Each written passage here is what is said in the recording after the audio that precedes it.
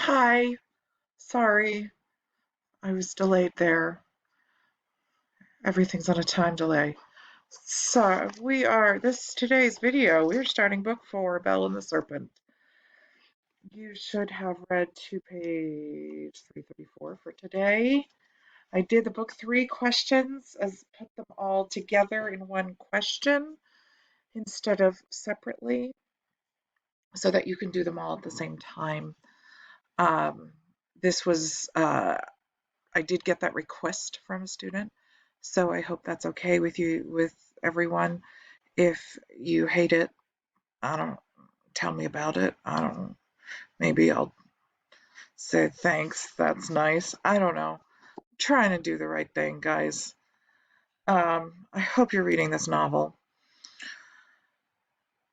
Um,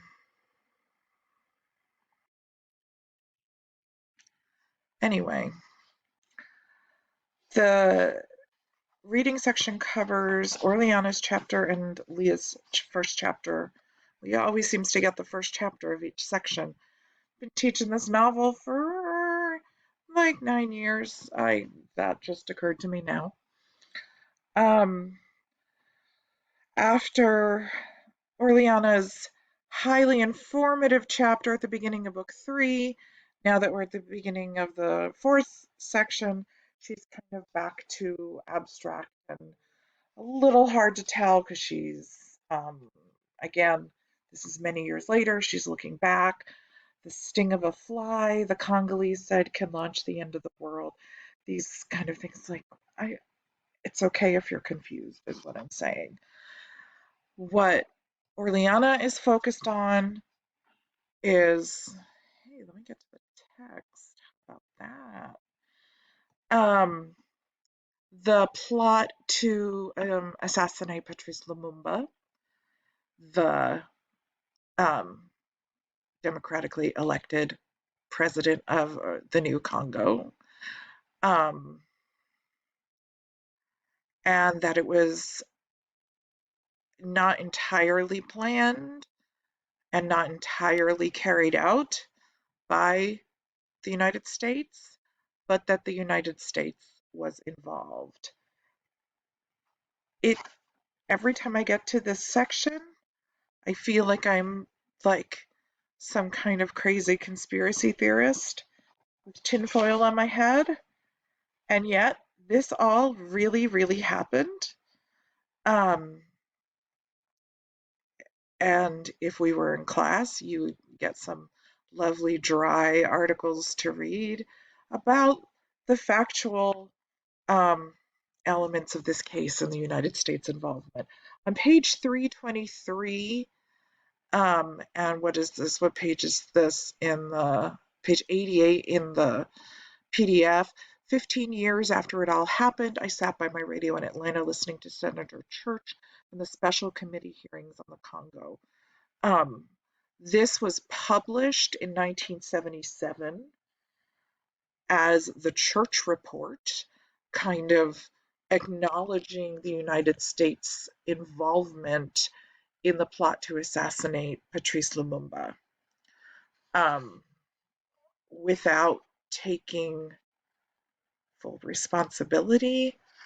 I don't know. I know that the United States has officially acknowledged involvement in the plot. Um, I also have I have a weird video I can link you to, but it's not as entertaining as Anthony Bourdain. I'm sorry. Um, then we've got Leah's chapter here, um, starting kind of the way Orleana's did. Orleana is talking about how one little thing, you know, can set a whole bunch of disaster into motion. We're all living through that right now. Can't escape. I'm sorry. I would love for this novel to be an escape, and it's not. And Leah even says you can't just point to the one most terrible thing and wonder why it happened. This has been a whole terrible time, from the beginning of the drought that left so many without food, and then the night of the ants, to now the worst tragedy of all. Each bad thing causes something worse. As Anatole says, if you look hard enough, you can always see reasons, but you'll go crazy if you think it's all punishment for your sins. I see that plainly when I look at my parents. God doesn't need to punish us. He just grants us a long enough life to punish ourselves. Leah is very, very different now. And she's talking about what it was like in the village after the ant attack. And so many um, of their livelihoods have been decimated. And Tata Ndu even comes to the church. And Leah likes this story about Belle and the serpent because she says it's kind of like a detective story, and we'll come back to it. Obviously, it's important. It's the title of the section of the novel. And Tata Ndu, after Nathan delivers his sermon about Daniel and Belle and the serpent, is Tata Ndu says, "Hey, we're gonna vote for Jesus or no Jesus." And it's, if it weren't so ominous, it would be kind of funny because Nathan is not capable of explaining why, although he is in favor of voting in democracy, he can't be in favor of voting on Jesus, and he can't be in favor of voting during a church service. Um, even and of course he can't articulate it. This man who claims to be the learned scholar, the one who lectures on the Apocrypha. Oh, that's another one of my things where I assume you guys know your Bible because you guys are at least mostly Christian, and I'm not even, but I know these things, so that's where I come from. Sorry. Um, the Apocrypha that Leah is talking about is kind of a set of that I don't know very much. I will tell you what I know. I could look it up. I'm only on the internet right now. Um, it's like a set of stories, set of Bible books that maybe not that there you go, biblical or related writings not forming part of the accepted canon of scripture. Like, I know that the Song of Solomon is part of the Apocrypha. Is it the Bible? Well, kind of, but not, but sort of. There are 14 books of the Apocrypha.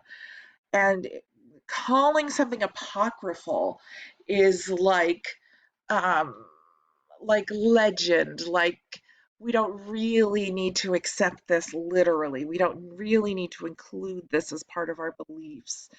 There's an apocryphal, like a story about, um, you know, I don't even know. I'm not even that creative. I can't even come up with something.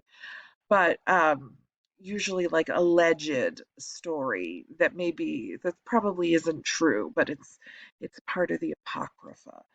Um, that's how it's pronounced, the apocrypha, and something that is apocryphal. So there are 14 books of the Apocrypha. So the book of the Maccabees, that's the Hanukkah story, and the book of Esther, that's the Purim story. So I know about that in from being Jewish. And at some point, these extra these extra books of things that may have once been included in the Bible were judged not to be necessary to be included in the Bible, um, but still sort of viewed as secondary texts, not necessarily viewed as untrue. I don't know. So Leah talks about how her father, father has always stood firm on the Apocrypha, though most other preachers look down on him for it. They claim those books to be the work of fearmongers who tag them onto the Old Testament just to scare people. Um, so this man who wants to take into consideration biblical text that most people dismiss can explain to Tata and Do why elections are not okay for religious belief and why it's not okay in the church. That's what I'm going to. Um, and Jesus Christ lost the vote, so it's a short one today because I'm not behind. I will make one tomorrow covering the reading. Um, I hope everyone's keeping up. Please talk to me, email me, put a comment in, let me know what's going on with you guys. Maybe I'll do a Zoom this week. Take care, everyone. Stay safe. Bye.